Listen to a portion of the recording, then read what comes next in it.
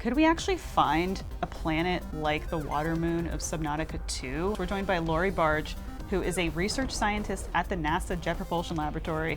Laurie, you've seen some of the games so far. A lot of exoplanets and other planets that we were talking about visiting and with spacecraft, they might have oceans like this, they might have seafloor interfaces, and possibly signs of life. Okay. But we're going to get to the heart of that in this episode. And we're also going to talk about what Laurie would bring to a planet like this with her. The answer might surprise you. Where am I? Nikole is on, is it Proteus, I think, is the name of the moon that you are on? Sounds, yeah. The oceanic moon, not a planet, which we talked a little bit about in our previous episode, but moon versus planet, as far as life is concerned, how big of a difference does it make? Well, it's hard to say, I guess. If you were going to be a big enough planet to have an ocean like this and have an atmosphere, apparently, because it's got liquid water at the surface, that's going to be kind of big. Like, you would need to be, say, Earth, Mars, something like that. A moon would be smaller, and so you could still have an ocean, but it's not going to have this liquid water air interface necessarily. So it depends. It depends what kind of life and what kind of environment you want. Would a place like this seems like it's crawling with biosignatures? This would be, yes. You would look around and yep, we're good. Ton of biosignatures. I found the fish. Yeah, I found life. We just see Nikole floating in the water. Yeah, I think this game would be satisfying in terms of biosignatures. So, like, what planets do we know of besides Earth that have biosignatures on them? Well, we don't really know technically that any of them do yet. Oh, because it would mean that there's life there, and we haven't detected life yet. Mars had water. Mars had water. It still has some. It's got ice under the surface and things like that. Mars has organics, and those have been found by different missions. And that doesn't register as a biosignature. Whether or not a detection is a biosignature becomes a whole much longer conversation. Is that debated in the scientific community? Or? Very, very. Well, then much. what's the definition of an organic?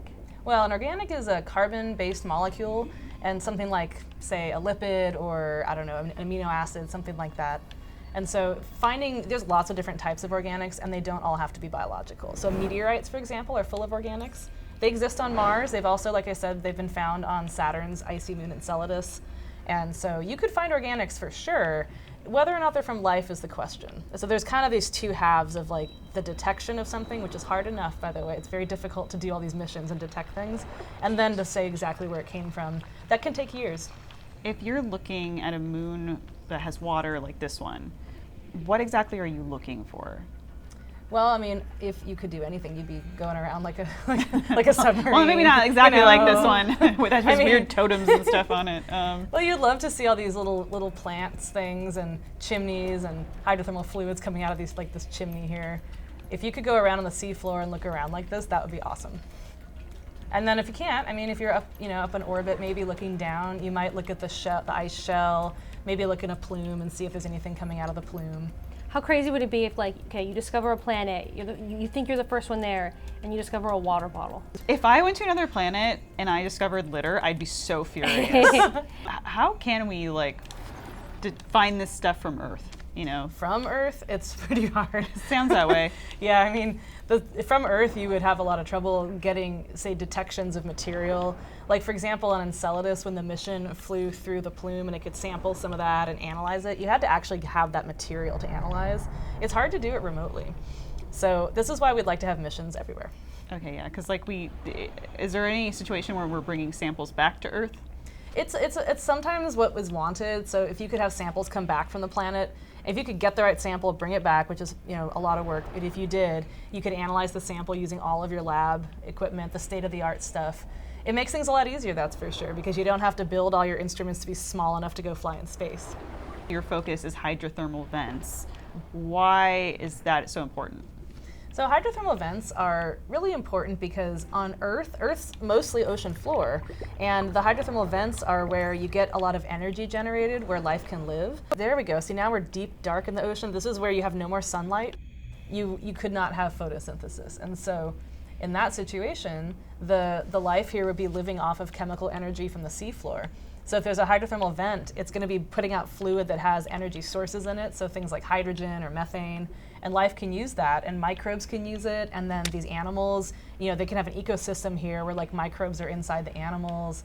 So you could have a whole biosphere maybe that's just supported by this, and you wouldn't need the sun.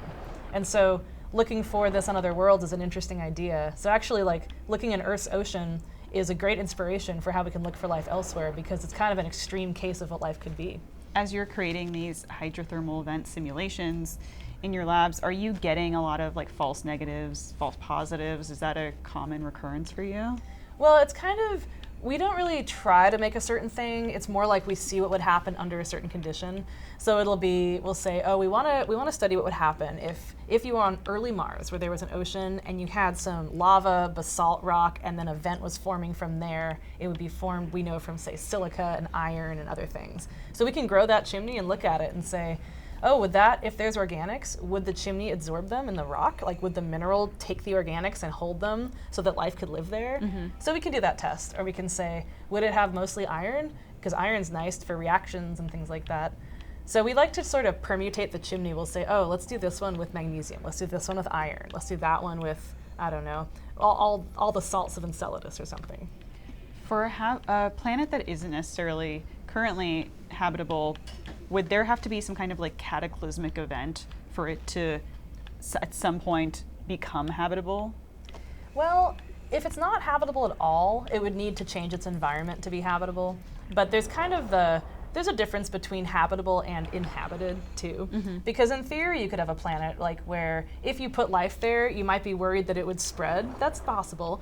But it doesn't mean that the life ever emerged there, because origin of life is a separate matter. So what, how hard was the origin of life? Is it inevitable? Is it hard and therefore maybe it doesn't happen everywhere? Oh, so a planet could be habitable by all indications, but life just never it's possible. took shape? And so in order to know, when you look at the vast majority of these exoplanets and other things, what is the likelihood of origin of life happening in general? Because that's a question we don't have an answer to. So like, if it's very likely, then maybe everywhere that's habitable would be inhabited. But if it's not always likely, then you might very well find a place where life could live, but it just isn't there. Ooh, I want to go in there. Oh yeah, there we go. Thought I was trapped before. Oh, what? Wait, is this something? This is something, that's for sure. No, not a code. No. Has there ever been any indication of life outside of our solar system? There's been no proven life outside, but for exoplanets, you can look at signatures that you can see. Of course, it's very far away, and that's one of the difficulties. You're not going to get a sample. Let's say then that you confirm, beyond shadow of a doubt, that life has been detected on another planet. What next? Like, is there some is there a glass case at NASA, like break and play in case of life detected that somebody? Well, that is above my pay grade, so I would not know, but I would be very excited. Yeah. And then I could finally, maybe do other things with my science career. But I just want to find some life elsewhere. This is when we send you to space. Now. Oh yeah, then I can go visit the ocean world. Which, for our mini game today, if you did have an opportunity to go to, like, it could be an ocean world, it could be just a planet, different, planet in the solar system or an exoplanet. What 5 things would you take with you? And these could be personal items, they could be research items. Interesting. Well, I'd have to bring all my lab instruments. Is that one thing? If you put them in a thing, and then you bring that if one thing. If I put all my lab in one box, that counts as one. Fit in a Ralph's bag, I guess is the question. A giant Ralph's bag. We'll call it my lab bag, is all my lab bags. Lab bag, yeah. So that's one. Or would it help you if we made the conditions of the planet more specific? No, because I think I'd still bring my whole lab. Okay, lab bag. So the lab, and then, of course, my return vehicle with room for all the samples I would bring. Which seems like a cheat, but you can make those too. Okay, return vehicle. And then, I would certainly need a lot of entertainment, so I'd probably bring all the sci-fi shows I haven't watched yet. Yeah, all the many seasons of The Expanse will have you covered. Sample containers. You need to bring your sample. Oh, sample. Well, okay. But is that in the lab bag? No, that's a different thing. Okay, sample. You're very honest, because you can lie to us and get more items. No, it would be a whole thing. I told you this before the show, but I was reading about this thing, the big analog, where at 16 sites around the world, they've recreated these kind of like moon and planet mission stations. And one of the things they talked about, like, because they create these conditions for the astronauts there to try to, challenge them and see if they could live on a moon base or a Mars base. And they'll give them a certain amount of food and be like, here's your ration. You have to stretch this now to like Martian style with Ben yeah. Affleck or Matt Damon, where you've got to stretch this now for 3 months. I even guess though I better bring my food. yeah, so I think I had some food. Number 5. Number it 5 could is my be- food.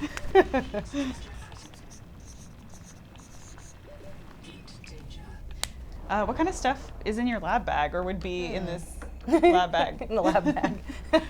Well, let's see. I guess you'd have, let's say, spectrometers. You could look at all the minerals, and some sort of like mass spectrometers or something where you could look at organics with it. You'd need organic analysis equipment, because if you find like any of this type of stuff, like these little cells that are floating around in the water, you could filter it out, and then you could do, analysis to see what kind of organics they are. You would need, there's a lot of different organic analysis tools you would want, because you'd want to say like, what kind of DNA is this, if it's DNA, or what kind of organic is this, or things like that. You'd look at all the minerals, so we would need, say, X-ray diffraction, and what else would I like to have? Yeah, nuclear magnetic resonance spectroscopy. What? Yeah, What's yeah. that, Laurie? That's a nice one. That's a nice one. I think I saw those on Prime Day. Those are Yeah. on sale right now. Yeah, reasonably priced instruments. Yeah, all. easily accessible. Oh, this cave looks daunting. I'm trying. At this point, I'd be like, take me back to Earth. I would look at this forever, though. I mean, look how pretty it is. It is quite You pretty. see all the hydrothermal vents like that? Yeah, and I do have the adaptation that makes me like not die from the heat. That's which important. Really important. If warp travel was the thing, and you could go to one planet of your choosing, where would you go? And you were fine to survive on. Could be a moon. Well, I feel like I should take advantage of leaving the solar system at that point. So I'm going to say exoplanets. So there's one system they found called TRAPPIST that has a bunch of different planets. So can I go to all of them in the same system? That Yes, seems reasonable, yeah. right? Yeah, so I go visit some exoplanets, because that would be great. Wow, we are learning so much. Yeah, can't believe I know that now. Thank you for watching and supporting the show. We hope you'll continue to do so. Please, you could like, you could comment, you could subscribe, you could hype, you could tell your friends, you could check out our Patreon, patreon.com/won'tyoubemagamer. Or head on over to pbssocal.org/gamer. Back to the show. Do people assume because you study the bottom of the ocean that you scuba dive and you do all that? Often I get asked that. They ask, do you scuba dive, and do you like to go, on boats and sailing and stuff? And it's funny because I don't scuba dive and I don't really do much stuff like that. And it's just never been something I'm interested in doing. So the samples come to you. What does your average workday look like then? The work of the workday is, a lot of computer work, lab work. I supervise, students and postdocs doing the experiments, and then a lot of it is just writing papers, making slides, doing fun media things, and This is another like base that like clearly not sustained. Something terrible happened here. I'm scanning it for like technology or stuff like that. Is there like an understanding, like an accepted understanding that all forms of life have the ability to evolve? I think that is part of the definition of life. is Okay. It can evolve, yeah. That's huge. I hadn't thought about it that way. That's pretty cool. Because life has to adapt so much. It has to adapt, and it sort of, it adapts to fit its planet, and the planet changes too. Like I said, Earth has changed a lot because of life. And so if we look at another planet and we hypothesize that life is there, even if you never find the life itself, how would that planet look different? Like, would the ocean have been changed? Earth's ocean was. The atmosphere is oxygen now, so. We saw your feet there for a second, Nikole. You got little flippers on? Little flippies, little flippy floppies. Oh, that. Yeah, I'm fully scuba diving. You kind of forget that with like how little I've gone up for air, which I is was gonna never. say, yeah. But like I'm a full, like this is me. I'm a full like lady. Just in the water exploring. And it doesn't look that different than scuba suit technology No. we'd be using now. These are some of my adaptations. I wanted to say adaptogens. Is that a word? Adaptogen. It is now in Subnautica too. This is a safe space here. You can get super nerdy on us. Oh, good. And talk about like, even if we You don't can start. understand Okay. it, feel free to go off on like something right now that's just exciting to you, even if you think it might go Well, over our sure. heads. Hey, finally, all right. So, Okay. well, let's see. One thing, the ocean reminds me. So one thing about early Earth's ocean is that it had iron in the ocean. So in the ocean water, it had iron just there, which is not something that we really have today because oxygen precipitates it as a mineral. And so we make those oceans, and one thing I'm interested in is, can that iron be made to oxidize and reduce just back and forth, kind of like a catalyst, kind of like an enzyme, but it's not an enzyme, and maybe it could drive some reactions toward the origin of life. So making it reduce and oxidize, you can do that with different parameters that you can like input, like say sulfur or other things. And that's why we don't want the oxygen there, by the way. Okay. But yeah, looking at iron and its minerals as catalysts. Okay, I was gonna say, if you look at the seafloor, there's all this kind of yellowish sediment stuff, like maybe that has iron in it. And if so, if you were to dig in there, you might find like different colors beneath, which would mean that it's more reducing beneath. And that would give you what we call a redox gradient, where maybe you could have reactions occurring in this sediment. So what I study, one of the things I study is sediments like this are a huge surface area. If you just like dig down there, it's like so many particles with so much surface area that all the organics might be in there reacting. And maybe that's where you get some prebiotic chemistry. So people can come and visit the JPL. You have open houses. There's an open house. There will be an open house. Okay. Yeah. And you can sign up soon. I'm not going to tell you when because there's a lot of competition. Yeah. If Laurie wants to, she can, but you're not hearing it from us. I put it in my calendar today. I will be there. Is there anything you want people to know about the JPL or about your work? It's important. We want to not just find life elsewhere, but understand why there's life here. And so part of what my motivation is, honestly, is, you look around at Earth and it's this crazy biosphere full of so many things. What is going on? Like, where did this come from? I want to know why it's here, where it came from, and then from extension of that, we can talk about why there is or is not life elsewhere. And also, if we don't find life somewhere, like maybe in the end you find there is not life on this ocean world, I would like to know why. Because is life hard or easy to start in the first place? It's a big question. Is that a person? It does kind of look like a person. Oh no. Well, let's scan them. Yep, scan. Oh, download. Well, what a dark ending. Right? That we The first human I've come across, and it's this. Oh Well, no. Well, thanks for joining us. Not for us. We're safe in the lab. Right, We're safe. Laurie? We're safe on land. We don't even scuba dive. Thank you so much for joining us here today. You've been so informative and fun. How can people continue to learn? Oh, there's a bunch of people in Oh here. no, Are they these just just suits? Or is this where people get I reprinted? think they're suits, and they're just playing with us here. I pushed use. Well, how can people learn more about the JPL and the work that you're doing there? Oh, well, so my lab is called the Origins and Habitability Lab, the OHL. So you can find us, just Google me or Google our lab, and you'll find our websites. And I've put a lot of stuff about our research online, and feel free to reach out anytime if you have questions. Awesome. Thanks so much again. Nikole, how can they continue to support us? You guys can join our Patreon. It is patreon.com/won'tyoubemygamer. And there's behind the scenes content. We post updates. It is the premier place to hang out with us. And of course, pbssocal.org/gamer. Make a donation. Give it a shot. And we're gonna cut the stream, but then I think we'll probably find that code right after. I think that's gonna be, oh, there it is, stream over. Thanks. Yep, bye.